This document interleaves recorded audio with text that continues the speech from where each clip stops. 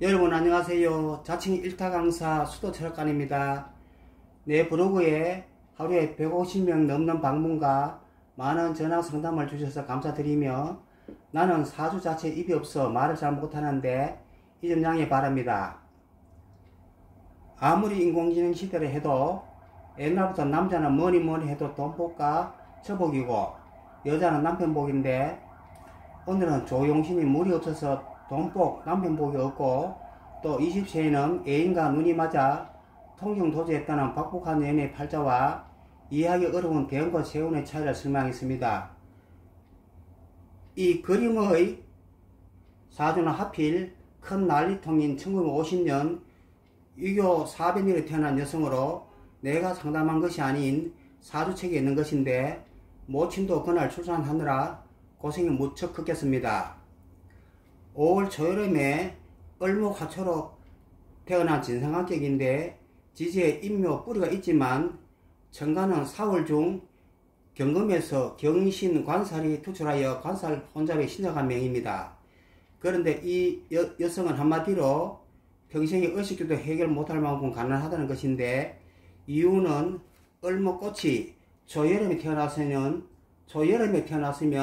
천간에 개수담비나 하다못해 물조르기로 물을 주어야 꽃이 안 시들고 잘 자르는데 개수나 지세, 해수, 자수 같은 한 방울의 물도 없어 꽃이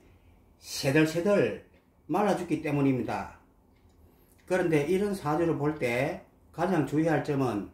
중국 청나라 때 심효천 선생의 자평진전식의 신강신약으로 보면 안 되고 조용신으로 봐야 하는 것인데 조용신이란 사람이 너무 더운 달에 태어나면 임수, 개수, 물로 시원하게 해주고 너무 추운 달에 태어나면 병화나 정화, 불로 따뜻하게 해야 계절적인 기후가 조절이 잘 되어 그 사람은 일단 의식주가 해결이 되고 또 조대운이 오면 몸이 건강해서 장수하고 돈복, 처복, 남편복과 자식복도 많게 된다는 것입니다. 그런데 조후는 곡직적인 일형덕기처럼 별격이 아닌 한 신태학이나 신태양 등 신강신약과 관계없이 우선 적용된다는 특징이 있고 그래서 어떤 손님의 사주를 봤을 때 먼저 조용신 대상인가를 봐야 하는 것이고 조후로 봐야 하는데도 신강신약으로 보면 사주풀이의 정확도는 제로가 되고 그렇게 되면 그 철학과는 점점 손님이 줄어들어서 문을 닫아야 하는 것입니다. 내게 온 손님 중에는 10년 전에 어디 가서 물어보니 지금 이 나이에는 장사가 잘 될 거라 하던데 도통 안 되는데 왜 그래요? 묻는 수가 있는데 그 손님은 조후로 봐야 하는데 그냥 신강신약으로 보니까 이런 문제가 생기는 것이며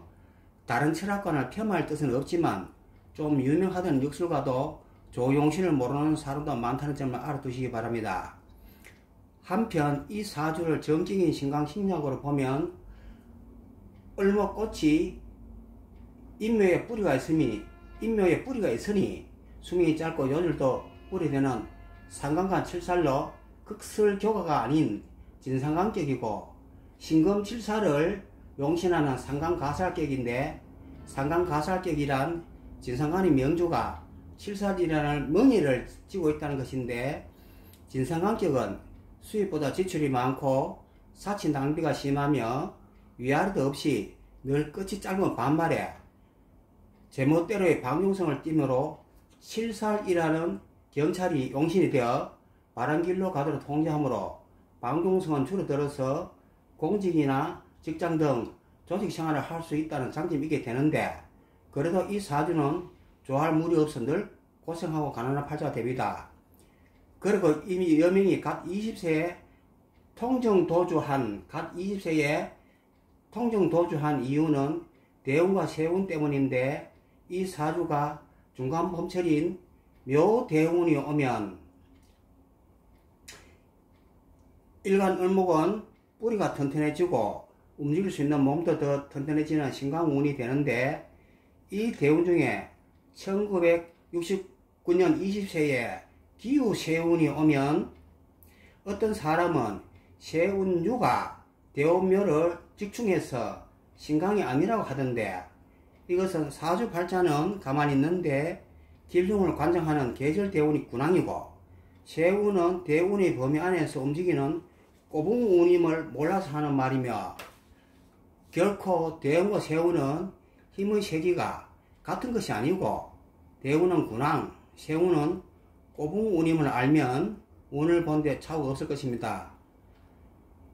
그래서 이 사주는 20살 때가 군왕인 묘대운이라 일단 신강이 되고, 다시 세운유는 결코 대운묘를 충하지 못하며 사유합금이 아닌 유합사 금기가 되어 지지의 7살 기운도 강해지는데, 그러면 이 기운은 도대체 어디로 가는가 하면 연의 경금정관이 아닌 월의 신금칠사를 가원이 하는데, 원래 을목꽃은 자기를 전지가위로 삭 자르는 신금칠사를 저승사자만큼 두려워하지만, 이런 대운과 세운이 되면 신강에 살강해서 을목명주는 신금칠사를 두려워하지 않고 오빠야 너무 좋다며 착 달라붙는 운이 되고, 6.25 세대라서 20세 전에 일찍 결혼했으니